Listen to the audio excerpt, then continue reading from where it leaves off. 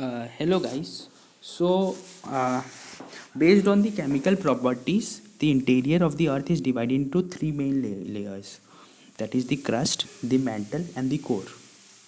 Okay. So, like the surface, the interior of the Earth is also a dynamic one. You might know, and it is made up of rocks. These rocks are formed in layers. So rocks किस तरह form होती है? Layers में, one upon another, एक के ऊपर एक, and exert enormous downward pressure. Definitely gravity जिस तरफ है उस तरफ रॉक प्रेशर एक्सर्ट करती है. So the pressure and heat act together to keep the interior a dynamic state. Okay. So crust, तो क्रस्ट के बारे में जानने की कोशिश करेंगे. So it is the outer solid shell of the earth. So it is the outer solid shell of the earth. So it is solid in nature. It is very thin, बहुत पतली सी layer है. लग सकता है कि like 5 kilometres हमारे लिए बहुत बड़ी लेयर है, पर अगर हम वो मेंटल से कंपेयर करें, मेंटल की पता है वो जो डेप्थ है वो 2900 किलोमीटर है, तो उस हिसाब से 5 किलोमीटर तो बहुत कम हुआ. तो it is about 5 kilometre crust. Okay. Under the oceans and about 40 kilometre at the plains like Gangetic plain. तो अभी तो आप कहाँ रहते हो? सपोज आप हिमालयाज़ में रहते हो, तो हिमालयाज़ में रहते हो या फिर लाइक प्लेन्स में रहते हो, गंगा प्लेन, या फिर आप मान लो दिल्ली में रहते हो, या फिर पटना साइड रहते हो, या फिर नॉर्थ ईस्ट में रहते हो कहीं पे, या साउथ पे. तो आपकी जो क्रस्ट की डेप्थ होगी वो 40 किलोमीटर है. एग्ज़ाम में पूछा जा सकता है कि क्रस्ट की डेप्थ कितनी. और ओशंस में पता है कि गड्ढा सा रहता है, क्रेटर रहता है. तो 35 किलोमीटर तो उधर ही ओशन की डेप्थ होती है. तो ओशन में ओनली 5 किलोमीटर, यानी कि अगर आप ओशन के डेप्थ में चले जाते हो, एकदम बॉटम में चले जाते हो, और फिर अब गड्ढा खोदने की कोशिश करते हो, तो आप 5 किलोमीटर खोदने के बाद आपको डायरेक्टली मेंटल मिल जाएगा. तो ये डेप्थ है. Under high mountains such as Himalayas and the Alps the crust में very thickness up to 50 to 80 kilometre. तो यानी कि 80 किलोमीटर हो हिमालय पे जाओगे, तो हिमालय तो खुद 8 किलोमीटर लंबा है, और फिर उसकी जो बेसिक नॉर्मल एलिवेशन हो गई, तो उस हिसाब से 80 kilometre.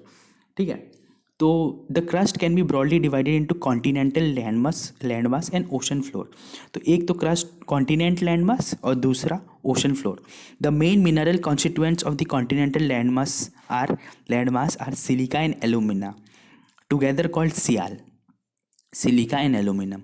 The oceanic crust is called sima, silica and magnesium after its main mineral constituents. Okay. Okay. Sial, तो क्रस्ट में सियाल रहता है और सीमा रहता है. ओके. और आपको पता है कि सियाल फ्लोट्स ओवर सीमा, क्योंकि सियाल की जो वेट होती है वो कम होती है. ओके. अब let's go to the second one, that is the mantle. Okay. So mantle it lies below the crust. ये तो आपको पता होगा कि mantle is below the crust and extends to a depth of 2900 kilometre. समझ में आ रही है आपको? 2900 किलोमीटर की जो डेप्थ है मेंटल एक्सटेंड करता है. यानी कि अब क्रस्ट का देखो, 5 किलोमीटर ओशन में होता है डेप्थ, 40 किलोमीटर रहता है नॉर्मल प्लेन्स में, और 80 किलोमीटर तक चला जाता है हिमालयाज़ में. तो 80 किलोमीटर सब खोदोगे तो मेंटल मिल जाएगा. पर मेंटल सबको कोर में जाने के लिए 3000 किलोमीटर, यानी कि समझ रहे हो, आप नॉर्थ ईस्ट में बैठे हुए हो और आपको दिल्ली तक जाना पड़ेगा. दिल्ली से भी ज़्यादा, वो तो 2000 किलोमीटर है. आपको जाना पड़ेगा काबुल तक, और इवन लाइक ईरान तक पहुंचना पड़ेगा आपको. इतना बड़ा मेंटल है खोदोगे तो. ठीक है. तो मेंटल को क्रॉस करने के लिए आपको नॉर्थ ईस्ट में अगर हो, तो नॉर्थ ईस्ट सपोज गुवाहाटी से या फिर तिनसुकिया डिब्रूगढ़ से आपको ईरान तक जाना पड़ेगा. That is the depth of mantle. ठीक है दोस्त. This is the easiest way which you can understand I think. तो while the upper mantle is solid state, तो मेंटल में भी दो पार्ट्स हैं, अपर और लोअर. क्योंकि 2900 किलोमीटर की जो मेंटल है, मान लो तो 2000, तो मेंटल को स्टडी करने में बहुत परेशानी हो सकती है. तो मेंटल को हमने दो पार्ट्स में डिवाइड कर दिया. तो मान लो 2900 किलोमीटर की जो मेंटल है उसमें मान लो 1500 किलोमीटर्स अपर मेंटल हो गई और 1400 लोअर मेंटल हो गई. तो हमने डिवाइड कर दी है उसे, ताकि हमें पढ़ने में आसानी हो. तो मेंटल में अपर मेंटल सॉलिड स्टेट में, लोअर मेंटल लिक्विड स्टेट में होता है, या semi molten condition. Semi molten यानी कि मोल्टेन, मोल्टेन जो होता है, मोल्टेन यानी क्या, अगर कोई भी चीज़ को बहुत ज़्यादा हीट कर देते तो वो लिक्विड फॉर्म में चला जाता है। तो सेमी मोल्टेन यानी कि ना ही लिक्विड और ना ही सॉलिड। तो जैसे कि आप डायग्राम में देख सकते हो, कॉन्टिनेंटल क्रस्ट, कॉन्टिनेंट, ओशन वाला क्रस्ट छोटा है, ठीक है, तो वही है। अब कोर के बारे में जानने की कोशिश करेंगे। तो कोर में, तो core lies below the mantle, तो definitely it extends to depth over 3500 to 5000 kilometre. अब देखो, कोर से आप अगर सेंटर ऑफ अर्थ में जाने की कोशिश करोगे, डेप्थ, ठीक है, तो आपको 5000, 3500 से 5000, यानी कि मेंटल से भी बड़ा है कोर, कोर का जो रेडियस। तो 3000, यानी कि आप अगर फिर से नॉर्थ ईस्ट से जाते हो तो लगभग आपको ईरान, इराक तक पहुंचना पड़ेगा, या फिर मेडिटेरेनियन सी, या फिर आप ग्रीस तक खोदना पड़ेगा, तब आप मेंटल की सेंटर पे पहुंचोगे। समझ में आ रही है आपको बात?